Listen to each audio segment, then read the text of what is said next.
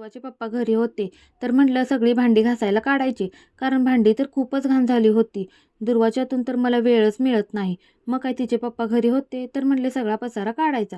बरं असो, पण त्याच्या आधी भात परतून घेतला, कारण पहिला पेटपूजा मग काम दुजा.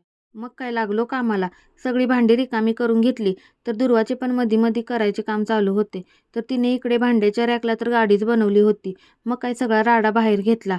तिथे पण मला ती भांडी घासायला मदत करत होती. मी ओरडेल तर माझे नाव पप्पाला सांगत होती. मी सगळी भांडी बाहेर घासत होते तर दुर्वाचे पप्पा आतलं सगळं घर झाडून घेतलं. आमच्या इथे पसरून तर भांडी वाळत घालायला जागाच नाही, म्हणून तर अशी मोठ्या टपात ठेवून द्यायला लागतात.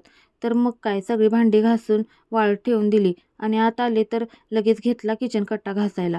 गॅस तीन सगळा घासून घेतला तर इकडे लगेच फरची पण पुसून घेतली. तर फायनली असं काही घर दिसत होते. लगेच आंघोळ करून पहिल्यांदा देवपूजा करून घेतली, कारण देवघर तर सगळं मोकळं मोकळं वाटत होतं. देवपूजा आवरूस तोपर्यंत भांडी तर सुकलेली होती. तर काय घेतली ना लगेच रॅकला लावून आणि निवांत बसून असे एक ग्लास पाणी पिऊन घेतले.